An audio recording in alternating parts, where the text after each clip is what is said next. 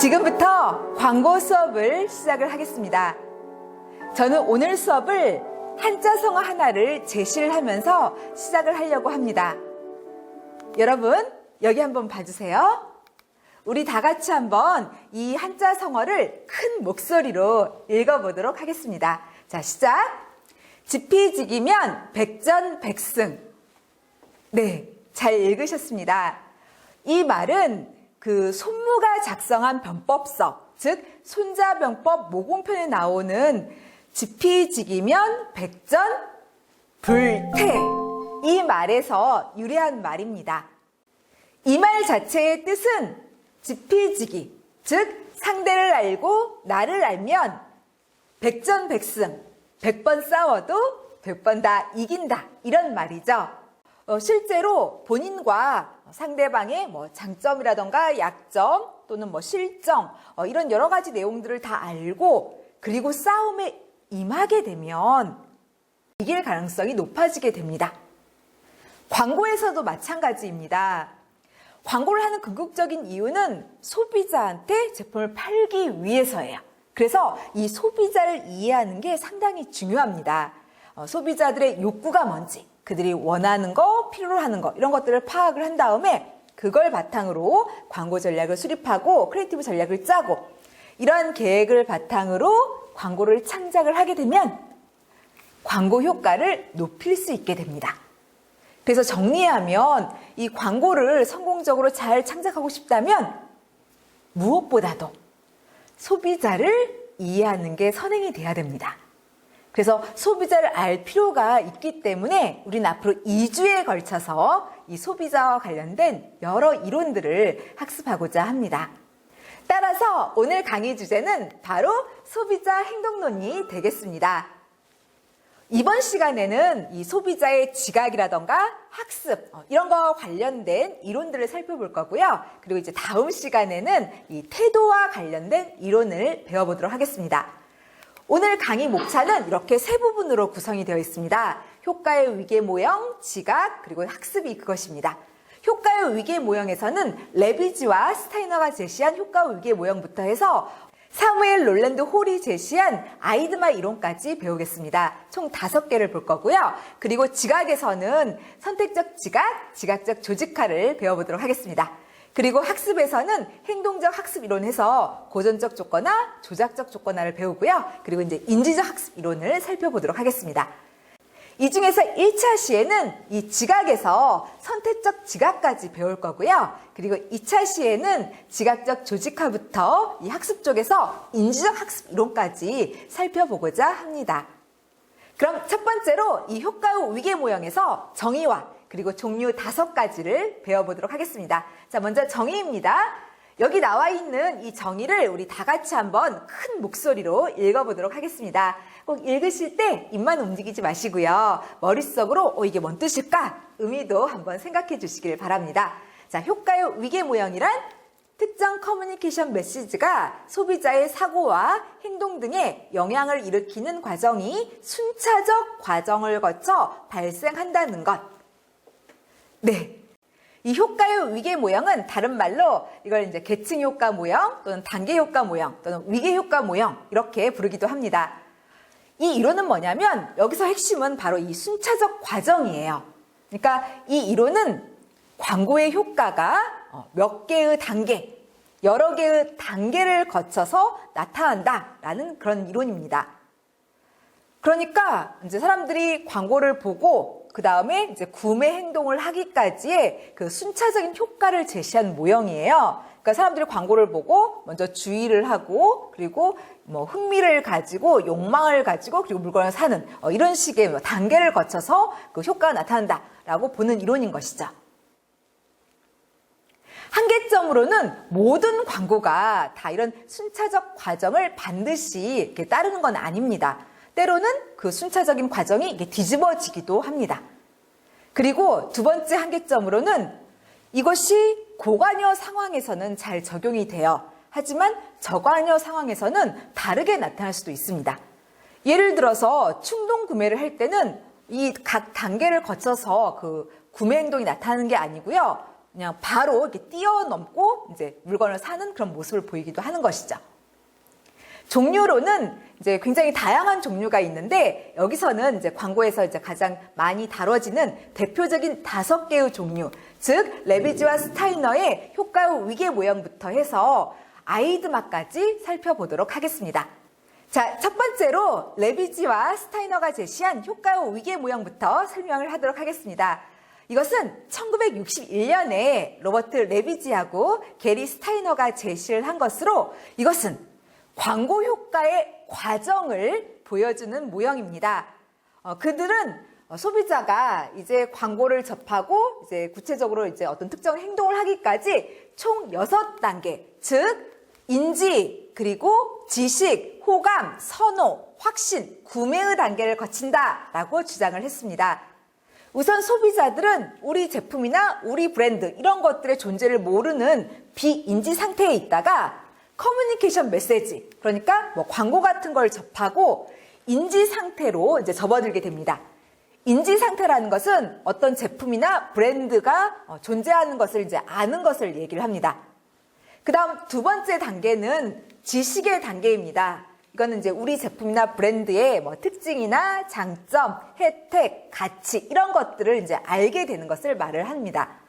그 다음 세 번째 단계는 호감입니다. 그래서 어떤 제품이나 브랜드에 대해서 이렇게 긍정적인 태도를 갖는 걸 말합니다. 그러니까 한마디로 좋아하는 것이죠. 다음 네 번째 단계는 선호입니다. 선호는 단순한 호감 정도를 이렇게 넘어서는 개념으로 경쟁 제품들보다도 우리 제품을 더욱더 좋아하는 것을 이야기를 합니다. 그 다음 다섯 번째 단계는 확신의 단계입니다. 이때는 이제 구매 의도 이런 걸 이제 갖고 그 다음에 이 제품을 이 브랜드를 이렇게 구매하는 것이 현명한 행동이다. 이런 믿음을 갖는 것을 확신 이렇게 이야기를 합니다. 마지막 여섯 번째 단계는 구매입니다. 이 구매는 실제로 이제 제품을 구입하는 행동을 하는 것을 이야기를 합니다. 레비지와 스타이너는 이 6개의 단계를 다시 3가지 차원으로 구분을 했습니다. 그 3가지 차원이라는 것은 인지 차원, 정서 차원, 행동 차원입니다. 먼저 인지 차원은 소비자가 이제 이성적인 상태에 있는 것을 얘기를 합니다. 그래서 아까 말한 그 6개의 단계 중에서 인지와 지식이 여기에 들어가게 되는 것이죠. 그 다음은 정서 차원은 이제 소비자의 어떤 느낌 상태를 얘기를 합니다. 그래서 그 6단계 중에서는 이제 호감, 선호가 여기에 들어가게 되는 것입니다. 마지막 행동 차원은 이것은 제품 획득을 얘기를 합니다. 그러니까 실제적으로 이렇게 제품을 구입하는 그런 상태를 얘기를 하는 거죠. 그래서 여기에서는 그 6단계 중에서 확신과 구매가 이제 여기에 들어가게 됩니다. 아무튼 이제 광고의 효과가 이렇게 이제 6개의 단계를 거쳐서 나타난다라고 보는 게 레비지와 스타이너의 효과의 위계 모형입니다. 그 다음 이제 두 번째 다그마를 말씀을 드리겠습니다.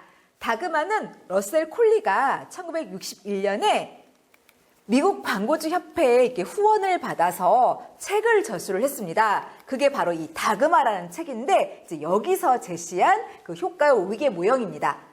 러셀 콜리는 사람들이 어떤 커뮤니케이션 메시지, 그러니까 예를 들어서 뭐 광고 같은 걸 보고 이제 제품을 구입하는 행동을 하기까지 총 4개의 단계, 즉 인지, 이해, 그리고 확신, 행동 이 과정을 거친다라고 주장을 했습니다. 이 중에서 첫 번째 인지 단계는 무엇이냐면 어떤 제품이나 어떤 브랜드 이런 것들이 존재하고 있음을 아는 것을 인지라고 이야기를 합니다. 그 다음 두 번째 단계인 이해는 그 제품, 브랜드가 구체적으로 무엇인지를 아는 것, 그리고 그 제품이나 그 브랜드가 나한테 어떤 혜택, 어떤 장점, 어떤 가치를 제공하는지 이런 걸 파악하는 것을 말을 합니다. 그 다음에 세 번째 이 확신은 그 제품이나 그 브랜드를 이렇게 구입하겠다. 이런 의도를 이렇게 다짐을 하는 거, 그리고 이제 그 제품이나 그 브랜드를 선호하는 것을 이야기를 합니다. 그리고 마지막 행동은 이제 이것은 실제로 그 제품을 이렇게 구입하는 행위를 말을 합니다. 그래서 러셀 콜리는 사람들이 이제 광고를 보고 이제 물건을 사기까지 이렇게 4개, 인지부터 행동, 이런 과정을 거쳐서 사람들이 이제 물건을 구입하는 행동을 하게 된다. 이렇게 주장을 했습니다. 다음 세 번째, 아이사스에 대해서 설명을 하도록 하겠습니다. 이 모델은 이제 2000년대에 들어서 인터넷이라던가 이런 뉴미디어들이 이제 발전을 하면서 등장을 한 그런 모형입니다. 이것은 일본의 광고회사인 덴츠의 그 아키야마 루에이가 2004년에 홀리스틱 커뮤니케이션이라는 책을 출간을 했는데 여기서 제시한 효과 위계 모형입니다. 이 아이사스는 아이드마 이 모형에 토대를 두고 있습니다. 그런데 이 아이드마는 인터넷 이런 것들이 이렇게 발전하지 못했던 1920년대에 등장한 모델이다 보니까 오늘 이렇게 활발하게 이루어지고 있는 온라인 소통 이런 것들은 다루지 못한 모형이에요. 그래서 이러한 아이드마 모형의 문제점 이런 것들을 보완해서 2004년에 이제 제시를 한 게 이 아이사스인 거죠. 이 아이사스는 사람들이 이제 커뮤니케이션 메시지 이런 걸 이제 접하고 그 다음에 이제 특정 행동, 이를테면 뭐 구매 같은 걸 이제 하기까지 총 5개의 과정을 거친다라고 주장을 했습니다. 그 5개라는 게 바로 주의, 흥미, 검색, 구매, 공유의 단계입니다. 먼저 주의는 이제 어떤 제품이나 브랜드 이런 데 주목하는 것을 얘기를 합니다. 그 다음에 두 번째, 흥미는 그 제품이나 그 브랜드에 이제 관심을 기울이는 것을 이야기를 하죠. 그 다음에 세 번째, 검색은 그 제품이나 브랜드에 대해서 이렇게 살펴보고 이렇게 탐색하는 걸 얘기를 합니다. 예를 들어서 뭐 제품 같은 걸 이제 구매한다고 한다면 인터넷에 들어가서 뭐 가격은 어떤지, 상품평은 어떤지, 그 다음에 이제 구매하면 이제 배송되는데 얼마나 이렇게 시간이 걸리는지 이런 자료들을 이제 탐색하는 거. 그게 바로 검색이 되겠습니다. 그 다음 네 번째 단계는 바로 구매의 단계입니다. 이건 이제 실제적으로 그 제품 등을 이제 구입을 하는 것을 말을 하는 것이죠. 마지막 5번째 단계는 공유입니다. 이 아이사스는 구매 행동으로 이렇게 끝나는 게 아니고요. 공유 단계를 이제 거치게 됩니다. 공유라는 것은 특정 정보를 이제 남들과 공통으로 소유하는 것을 얘기를 합니다. 그러니까 사람들은 물건을 사고 이제 그 과정에서 이제 얻게 된 지식이나 정보 이런 것들을 이제 인터넷에 올리게 되죠. 그래서 남들과 이제 공유를 하게 됩니다. 그렇게 해서 타인의 이제 구매 프로세스에 영향을 미치게 되죠. 그래서 류에이는 이렇게 사람들이 이제 광고 같은 걸 접하고 이렇게 5개의 단계, 주의, 흥미, 검색, 구매, 공유의 단계를 거친다라고 주장을 했는데 그게 바로 아이사스 모형이 되겠습니다. 제가 조금 전에 이 아이사스는 아이드마 이 모형에서부터 발전이 됐다라고 말씀을 드렸어요. 그래서 이제 이에 대해서 살펴볼 건데 그 전에 잠깐 이 아이드마는 아이다 모형에서부터 발전이 됐습니다. 그래서 먼저 아이다부터 살펴보고 그 다음에 아이드마를 배워보도록 하겠습니다. 그래서 이제 네 번째 아이다에 대해서 말씀을 드리겠습니다. 이 아이다는 1898년에 미국의 광고 대행업 협회 여기에 초대 회장을 지냈던 루이스가 제시를 한 모형입니다.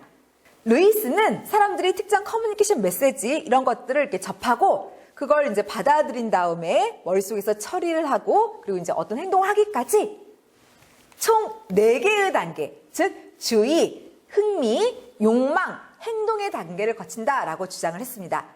이 4개의 단계에 영어 철자에 앞머리 글자를 따가지고 이것을 아이다 모형 이렇게 부릅니다. 원래 이 아이다 모형은 이 인적 판매, 여러분들 우리가 학기 초에 PS 배웠죠. 바로 이 인적 판매에서 판매원이 이 소비자를 이렇게 대화를 통해서 이렇게 잘 설득을 해서 제품을 판매하기 위해서 개발이 된 모형입니다. 그래서 소비자들을 이렇게 잘 설득해서 물건을 팔려면 일단 우리 제품, 우리 브랜드에 주의를 갖게 만들어야 된다 이렇게 봤고요. 그런 다음에 이 제품이나 브랜드에 사람들이 관심을 갖게 하고 그리고 이 제품 이런 것들을 이렇게 소유하고 싶다. 그리고 이것을 이제 구매하고 싶다. 이런 욕망을 갖게 하고 그리고 나아가서 사람들이 실제로 그 물건을 구입하게 해야 된다. 이렇게 봤던 거죠. 그런데 이것을 이제 광고에 이제 적용해서 사용을 하고 있는 것입니다. 바로 이것이 아이다 모형이고 아이드마는 이제 이걸 발전시킨 겁니다. 그러니까 무슨 말이냐면 1920년대에 미국의 경제학자인 사무엘 롤랜드 홀은 이 아이다에다가 욕망 단계하고 행동 단계 사이에다가 메모리 단계, 즉 기억 단계를 추가를 시켜서 발전을 시켰습니다. 바로 이제 이 단계에서 이 앞머리 글자를 따가지고 이걸 아이드마 모형 이렇게 부르는 것이죠. 그래서 이 모형에 따르면 사람들이 광고를 보고 그리고 이제 물건을 사기까지 총 5단계. 즉, 주의, 흥미, 욕망, 기억, 행동. 이 5단계를 거친다. 이렇게 보는 이론이 아이드마 모형이 되겠습니다.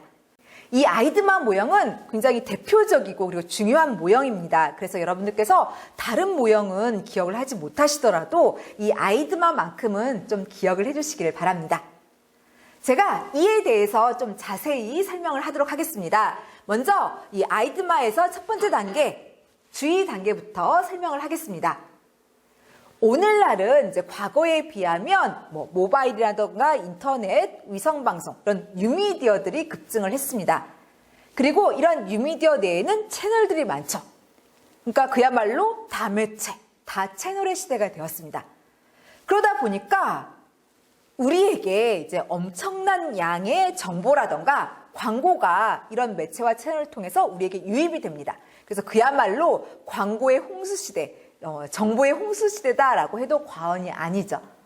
그래서 이 클러터, 혼잡도가 굉장히 심한 상황입니다. 그렇기 때문에 사람들은 이제 재핑을 하면서 이제 광고를 피하죠. 그리고 이제 자기들이 원하는 정보들만, 그런 광고들만 취사 선택을 하고 있는 그런 상황입니다. 그래서 워낙 혼잡도가 심하기 때문에 요즘은 이 사람들의 주의를 끄는 게 굉장히 중요해졌습니다. 주의라는 건 무엇이냐면 사람들의 눈이라던가 귀라던가 코라던가 이런 감각기관을 이렇게 자극하는 정보들 중에서 우리가 특정 정보에 우리의 정보 처리 능력을 집중시키는 것을 이야기를 합니다. 오늘날은 워낙 이 혼잡 상황이 심하고 또 이제 재핑 이런 것들이 심하다 보니까 그 어느 때보다도 이 광고가 사람들의 주의를 끄는 것이 가장 중요한 업무가 되었습니다. 왜냐하면 일단 이 주의가 일어나야지만 이 이후의 과정, 흥미를 끌고 그리고 욕망, 이해, 구매 이런 이후의 과정들이 일어날 수가 있습니다. 근데 만약에 주의를 끌지 못한다? 그러면 이런 이후의 단계들은 전혀 일어나지 못하고 그 광고는 실패할 가능성이 상당히 높아지게 됩니다. 그래서 그 어느 때보다도 광고는 사람들의 주의를 끄는 게 제1 업무가 되었습니다. 자, 이제는 이러한 주의의 2가지 종류에 대해서 말씀을 드리겠습니다. 주의의 종류에는 이렇게 자발적 주의 그리고 비자발적 주의가 있습니다. 먼저 자발적 주의라는 건 무엇이냐면 이것은 말 그대로 우리가 특정 대상에 스스로 주목하는 것을 이야기를 합니다. 보통은 고관여 제품에서 많이 발생을 하죠. 고관여 제품이라는 것은 우리가 이제 구입할 때 굉장히 많은 관심을 기울이고 그리고 굉장히 중요하게 지각하는 그런 제품들을 이야기를 합니다. 그래서 이런 고관여 제품의 사례에는 고가의 전자제품이라던가 또는 부동산, 자동차 이런 것들이 있습니다. 이 고관여 제품의 특성은 일단 가격이 굉장히 고가라는 특성이 있고요. 그리고 한번 잘못 사면 구매 위험 부담이 큽니다. 따라서 소비자들은 이러한 고관여 제품들을 구입할 때 일단 그 정보들을 스스로 열심히 탐색을 하고 그리고 읽고 이해를 합니다. 그리고 관련 기사라던가 그리고 광고 이런 데에 스스로 주의를 하게 돼요. 그러니까 자발적 주의가 일어나게 되는 것이죠. 다음 2번째 비자발적 주의에 대해서 말씀을 드리겠습니다. 이것은 특정 대상에 타의에 의해서 주목하는 것을 얘기를 합니다. 이러한 비자발적 주의는 보통 저관여 제품에서 발생을 합니다. 저관여 제품이라는 것은 우리가 이제 구매 같은 걸 할 때 별로 관심을 안 기울이는 그런 제품을 말합니다. 그리고 이제 개인의 중요성 지각 정도도 이제 낮은 그런 제품이죠. 예를 들어 보면은 비누라던가 치약 그리고 샴푸 이런 일상생활용품들이라던가 또는 이제 기호품 그러니까 술, 담배 이런 것들이 여기 들어갑니다. 이런 제품들의 특성은 일단 가격이 저가라는 그런 특성이 있고요. 또 한 번 잘못 사도 리스크가 적은 그런 특성을 보입니다. 이러한 제품들은 이제 광고를 창작할 때 사람들의 주의를 끄는 게 용이하지가 않습니다. 왜냐하면 사람들이 이 광고의 제품 자체를 그렇게 중요하게 여기지도 않고 관심도 별로 기울이지 않기 때문에 그렇습니다. 그래서 더 광고를 창작할 때 굉장히 크리에이티브하게 광고를 창작을 해야 되는데 바로 이때 그러니까 굉장히 크리에이티브한 요소라던가 이제 임팩트 있는 이런 요소를 이용해서 그 광고에 사람들을 타의적으로 비자발적으로 이렇게 주목하게 유도를 하는데 이제 바로 그런 것들을 비자발적주의 이렇게 이야기를 합니다. 자, 이제는 두 번째로 이 아이드마에서 흥미 단계에 대해서 말씀을 드리겠습니다. 사람들이 어떤 대상에 이렇게 주의를 했어요. 그러면 이제 두 번째로 이 흥미 단계로 넘어가게 됩니다. 흥미라는 것은 어떤 대상에 이렇게 관심을 기울이는 것을 이야기를 합니다. 광고는 이 소비자들의 흥미를 끌어야 돼요. 그러니까 마음을 잡아 끌어야 됩니다.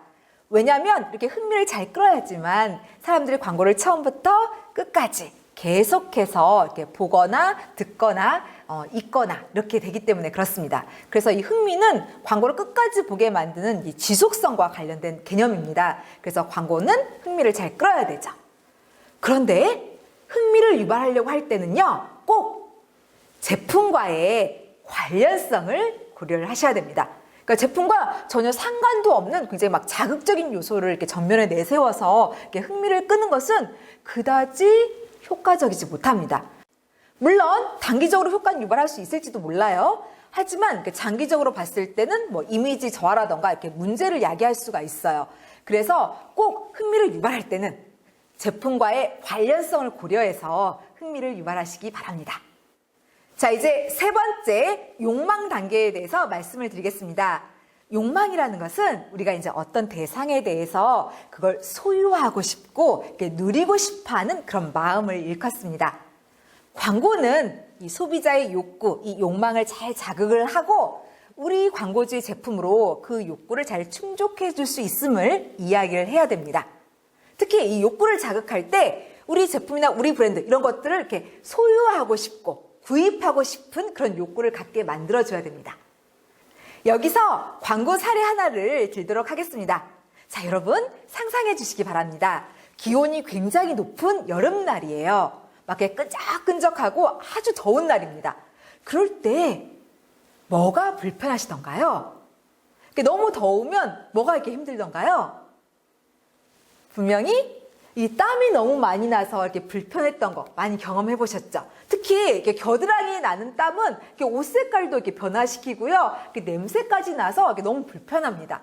그래서 사람들은 이렇게 땀이 나는 거에 대해서 이 문제를 좀 해결해 줬으면 좋겠다는 욕구가, 니즈가 존재를 합니다.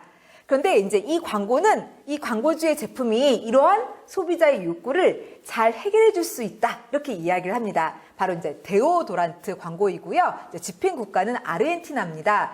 여러분들 이 광고를 보시면서 어떻게 사람들의 이런 욕구를 이 제품이 해결해 주겠다고 얘기하는지 한번 유심히 봐주시길 바라고요. 이 광고는 지난 2006년 칸 국제광고제에서 필름 부분 은상을 받은 광고이기도 합니다.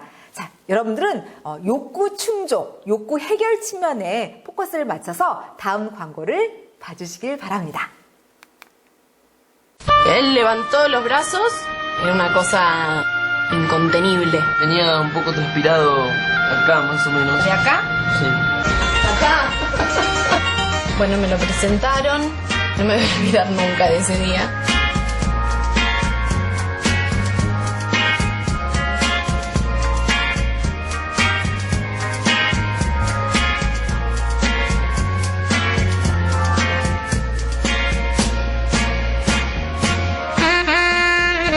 Mis amigos no me dijeron nada porque todo el mundo transpira un poco, es normal.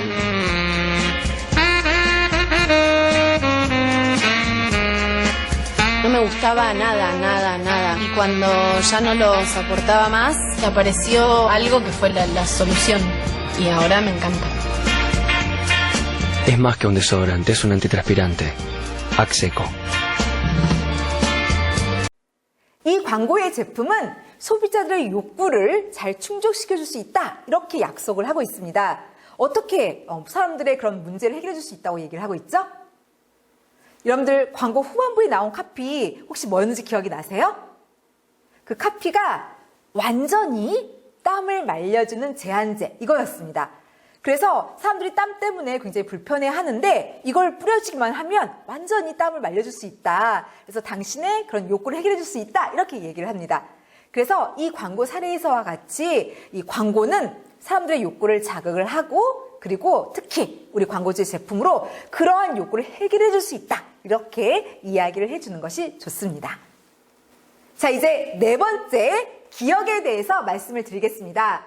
기억이라는 것은 우리가 이제 어떤 대상에 대한 정보, 이것을 이렇게 부호한 다음에 우리 의식 속에 그것을 이렇게 저장해 놨다가 그 다음에 나중에 필요할 때 그것을 인출, 이렇게 끄집어내는 정신적인 그런 기능을 이야기를 합니다. 광고는 사람들에게 우리 제품이나 브랜드, 그리고 우리 제품이 가진 특징이나 장점, 혜택, 이런 것들을 기억을 시킬 수 있어야 됩니다. 이러한 기억을 이렇게 잘 유도할 수 있는 방법에는 우선 첫 번째, 리듬이 있습니다. 그러니까 광고를 만들 때 뭔가 이렇게 은율감, 이런 것들을 활용을 하면 사람들이 잘 기억을 할 수가 있습니다. 그 다음에 두 번째 방식은 음악입니다. 그러니까 광고를 창작을 할 때 뭐 CM송이라던가 BGM 이런 것들을 효과적으로 잘 쓰게 되면 사람들이 잘 기억을 하게 되죠. 그 다음에 또 이제 광고에서 기억을 잘 유도하기 위해서 쓸 수 있는 방법이 반복입니다. 여러 번 자꾸 이야기를 하면 또 사람들이 잘 기억을 하게 됩니다. 자, 광고 사례를 하나 들어보도록 하겠습니다. 여러분들은 이 광고를 보면서 사람들한테 이렇게 기억을 잘 시키기 위해서 어떤 방법을 썼는지 한번 유심히 살펴봐 주시길 바랍니다. 참고로 이 광고는 이제 광고가 집행이 되었을 때 크게 사회적으로 이제 회자가 되었습니다. 여기 나왔던 이 카피는 많은 오락 프로그램들이 이렇게 패러디를 하기도 했었고요. 또 입소문도 많이 나왔었습니다. 여러분들은 보시면서 이게 기억을 유도하는 방법, 그게 무엇일까 한번 생각을 해주시기 바랍니다. 자, 광고 보시겠습니다.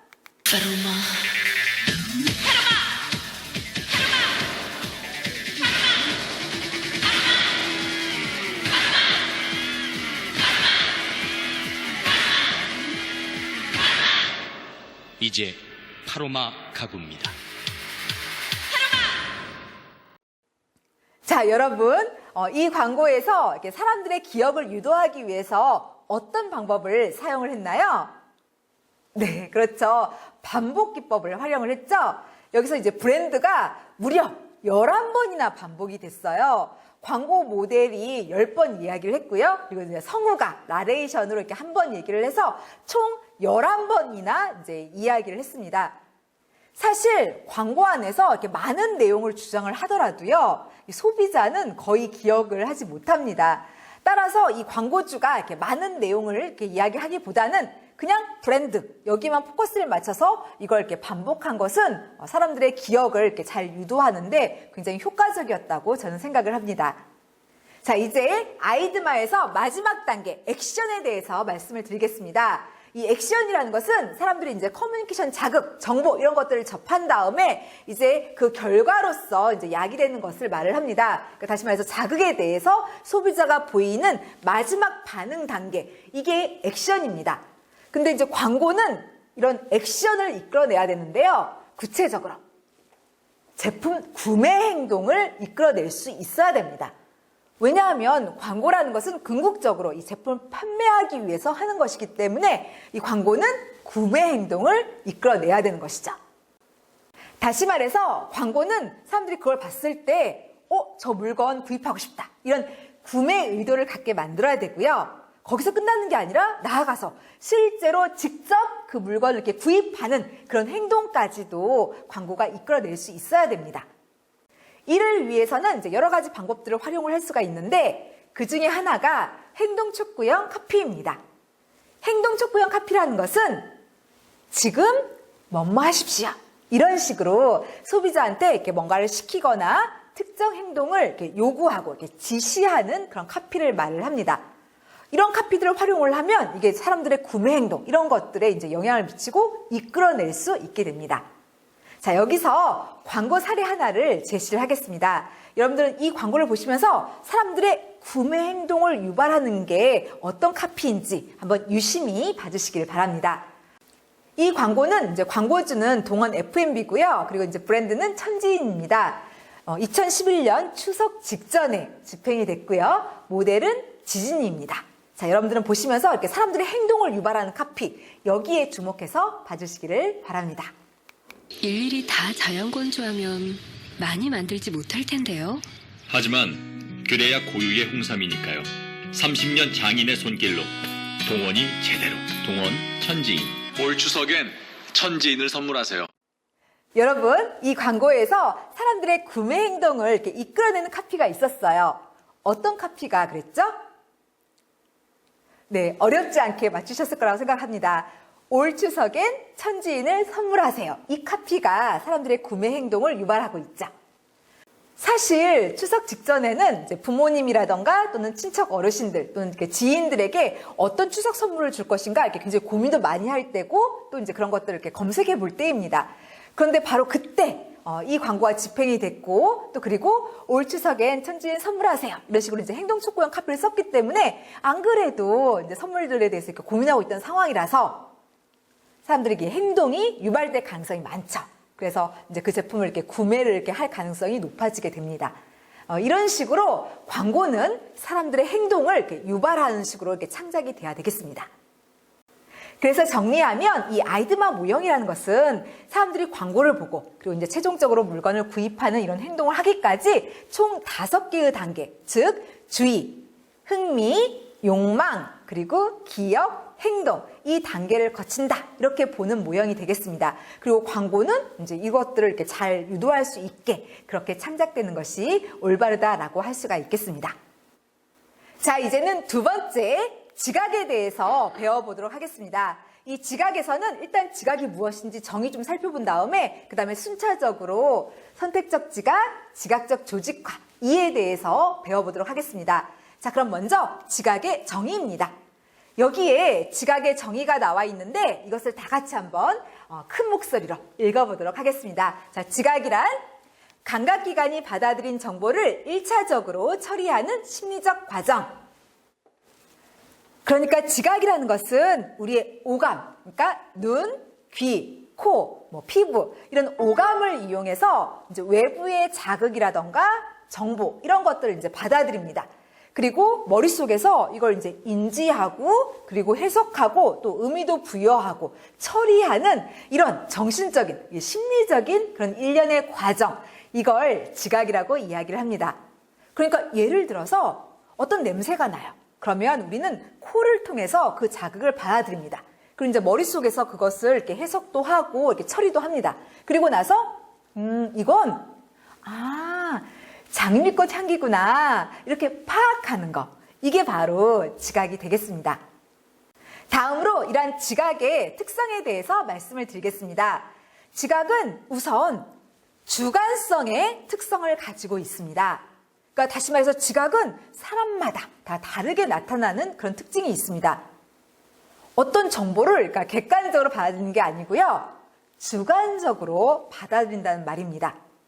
왜 이렇게 주관적인 모습을 띠냐면 우리가 이제 외부의 어떤 자극이나 정보 이런 걸 이렇게 받아들일 때 여기에 영향을 미치는 게 그 사람이 지금까지 이제 쌓아온 다양한 지식이나 정보 또는 이렇게 축적한 경험 그리고 감각 이런 것들이 이제 영향을 미치게 돼요. 그래서 이런 걸 바탕으로 외부의 자극, 정보 이런 것들을 이제 받아들이는데 사실 이런 경험이나 정보, 지식 이런 것들은 사람마다 다 다르죠. 그러다 보니까 이게 사람마다 제각각 다르게 해석하고 처리를 하게 되는 것입니다. 또 다른 특성으로는 변화성을 꼽을 수가 있습니다. 이 지각은 딱 픽스가 되어 있는 게 아니고요, 이렇게 변동하는 그런 특성을 보입니다. 그래서 우리가 똑같은 정보를 하더라도요, 우리가 이제 어릴 때 지각한 거와 그리고 이제 커서 지각하는 거는 다르게 나타날 수가 있습니다. 왜냐하면 이제 우리가 어릴 때는 이제 쌓은 경험도 적고요, 또 이렇게 축적된 지식이나 정보도 적어요. 그래서 이렇게 지각하는데 한계가 있을 수밖에 없습니다. 하지만 이제 컸을 때는 어릴 때에 비하면 경험도 많이 쌓았고 또 아는 지식이나 정보도 많기 때문에 좀 더 폭넓게 다양하게 지각을 할 수가 있죠. 그러다 보니까 같은 정보를 보더라도 이제 어릴 때 지각한 거와 커서 지각하는 건 다르죠. 그래서 지각이 달라지게 돼버려요. 그래서 이렇게 지각은 딱 고정되어 있는 게 아니라 이렇게 변화하는, 변동하는 그런 특성을 보입니다. 그리고 이외에도 지각은 일시성의 특성이 있습니다. 그래서 우리가 외부에서 어떤 자극을 받아들였을 때요, 보통은 이 자극이 우리 내부에서 이렇게 오래 이렇게 머무르지 않고요, 이렇게 일시적으로 이렇게 머무르는 그런 모습을 보입니다. 그래서 이런 일시성의 특성이 있습니다. 이제는 이러한 지각과 관련된 개념 중에서 선택적 지각과 지각적 조직화에 대해서 살펴보는 시간을 갖도록 하겠습니다. 먼저 선택적 지각부터 배우겠습니다. 여러분 여기 한번 봐주세요.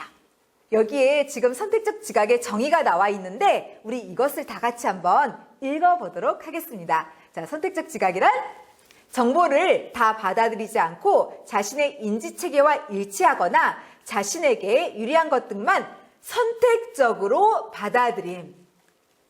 잘 읽으셨습니다. 이 선택적 지각이란 건 뭐냐면 우리는 이제 살아가면서 이렇게 매일매일 수많은 정보들, 수많은 자극들을 접하게 됩니다. 근데 사실 우리가 그것을 다 받아들이진 않죠. 그중에서 극히 일부의 자극이나 정보만 선별해서 받아들입니다. 바로 이렇게 선별해서 받아들이는 것, 이것을 선택적 지각 이렇게 부릅니다. 왜 우리가 이렇게 정보를 이렇게 선택적으로 받아들이냐면 그건 우리가 모든 정보를 이렇게 다 받아들였다가는요, 이게 지각의 과부하에 걸릴 수가 있기 때문에 그렇습니다.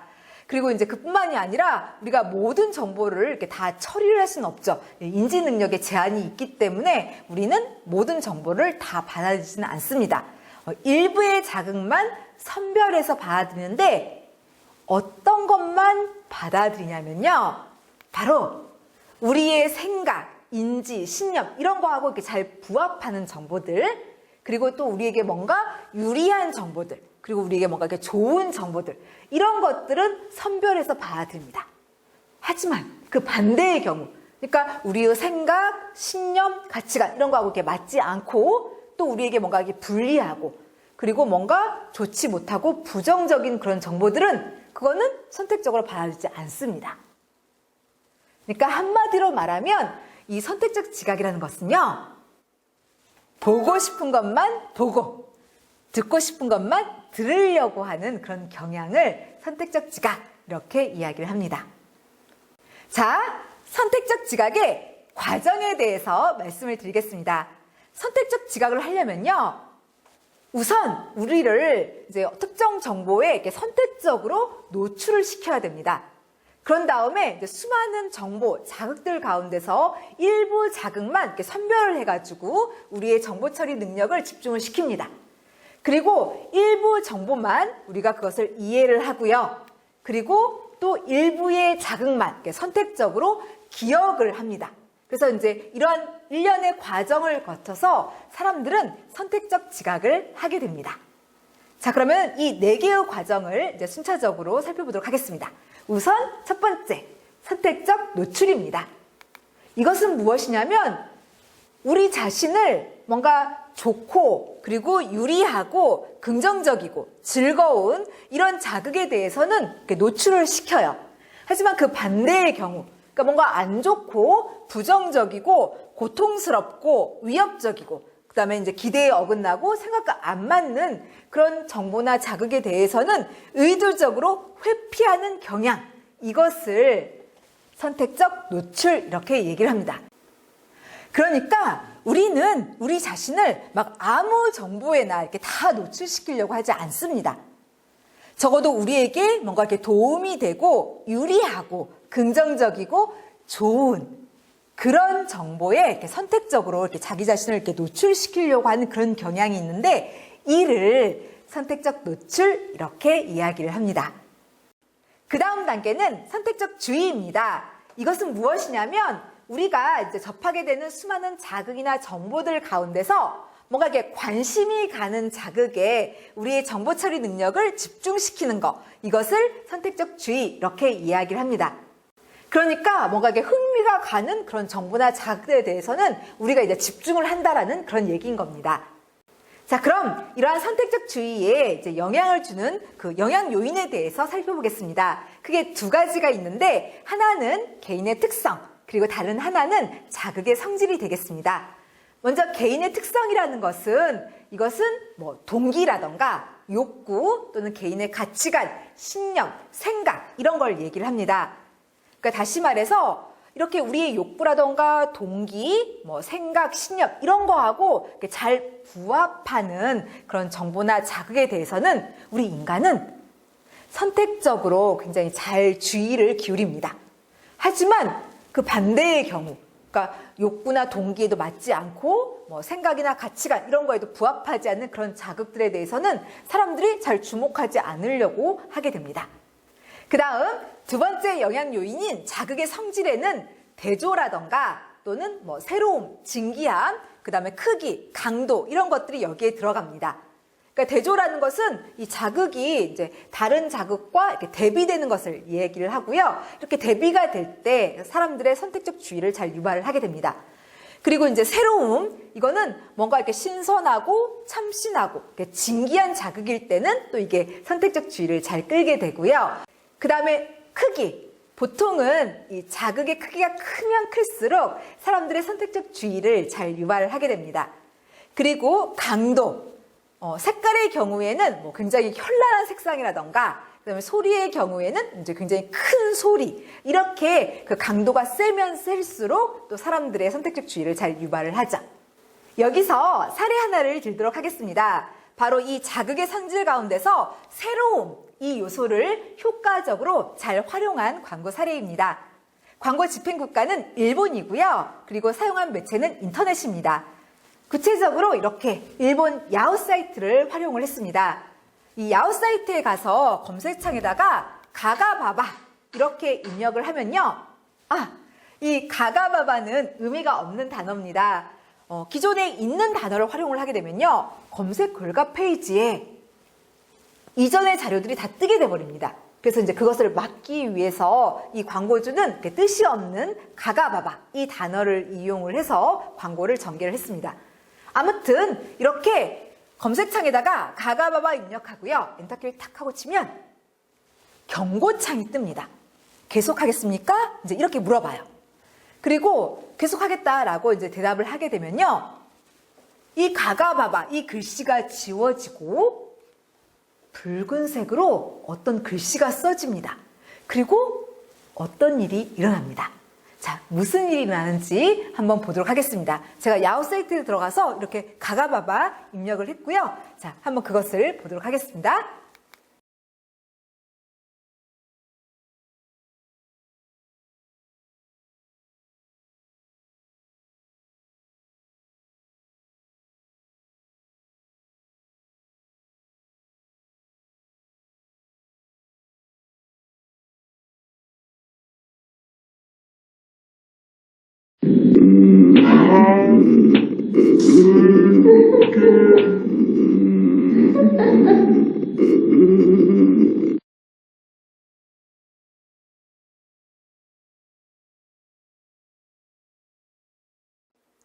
네. 그러니까 제가 쓴 글자가 자동으로 지워지고, 그 다음에 이제 자동으로 이렇게 빨갛게 뜬 글씨는 살려줘, 살려줘 하는 글씨였죠. 그런 다음에 이 인터넷 모니터 화면에 웬 사람이 나타나서 다급하게 구조를 요청을 합니다. 그리고 그 사람 뒤로 웬 정체불명의 사람이 나타나서 그 사람을 잡아가죠. 그리고 이제 카피가 떴었는데 그 카피가 이랬죠. 다음 기묘한 세상의 문을 열게 되는 것은 당신일지도 모릅니다. 이렇게 돼 있어요. 이 광고의 광고주는 후지TV이고요. 바로 이것, 세상의 기묘한 이야기, 이 프로그램을 이제 홍보할 목적으로 이러한 인터넷 광고를 전개를 했습니다. 이 세상의 기묘한 이야기는 이 후지TV에서 1990년에 이제 처음 방송이 된 프로그램입니다. 그러니까 후지TV 프로그램들 가운데서는 굉장히 이렇게 장기간 방송된 그런 프로그램이죠. 그런데 지난 2015년에 25주년이 되었어요. 그래서 이걸 이제 알리고 또 이제 기념도 하고 이 프로그램도 이렇게 홍보할 목적으로 이제 이런 인터넷 광고를 했던 거죠. 아까 전에 이제 그 광고 뒤에 이제 이게 또 떴었어요. 그래서 이제 이것 홍보하는 그런 광고다 이렇게 이제 알렸었는데, 자, 이 광고주는 지금 인터넷 광고를 집행을 했습니다. 근데 여러분들 보통의 인터넷 광고 한번 떠올려 보세요. 어떤 인터넷 광고가 많죠?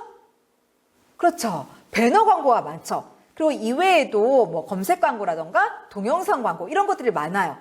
그런데 지금 후지TV는 이런 인터넷 광고를 한 게 아니라 이렇게 인터넷 모니터 화면 전체를 이용을 해가지고 광고를 했습니다. 이거는 이제 기존의 이 인터넷 광고 방식하고는 좀 다르고 뭔가 새롭고 진기하죠.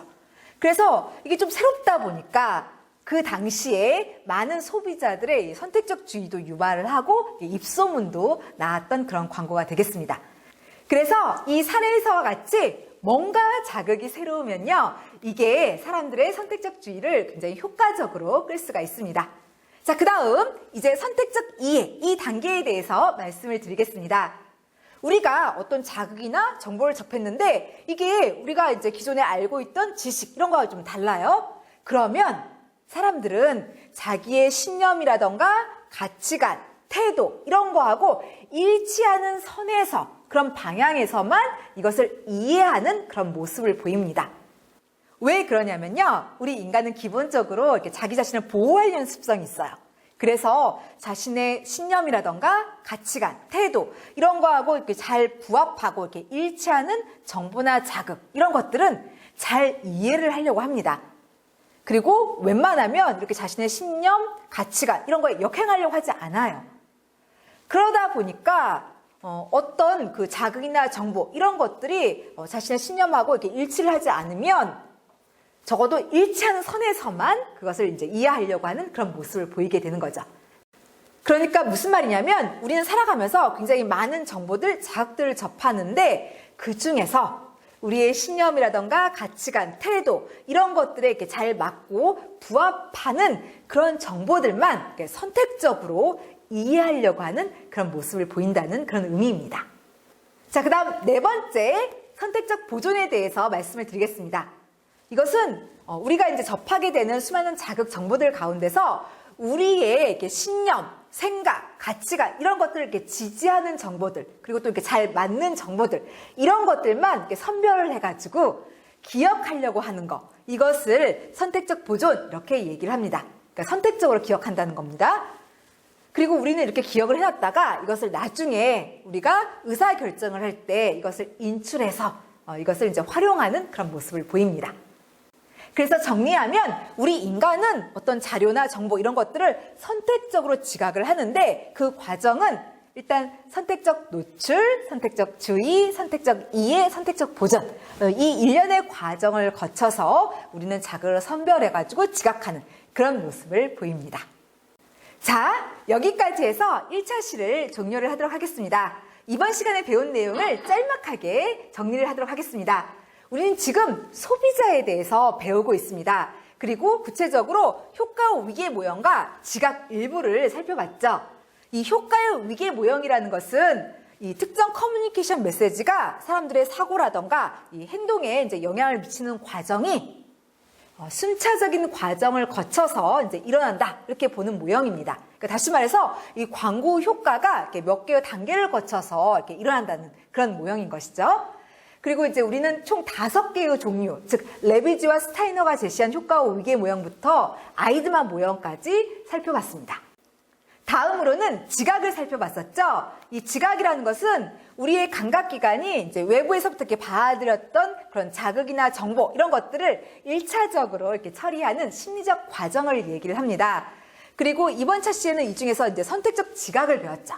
이 선택적 지각은 우리가 어떤 정보나 자극 이런 걸 이렇게 받아들이는데 이때 기존의 인지 체계하고 일치하거나 유리한 거 이런 것들만 선택적으로 이렇게 받아들이는 거, 이걸 이제 선택적 지각 이렇게 부른다고 얘기를 했습니다. 그러니까 한마디로 보고 싶은 것만 보고 듣고 싶은 것만 들으려고 하는 경향이다, 이렇게 얘기를 했죠.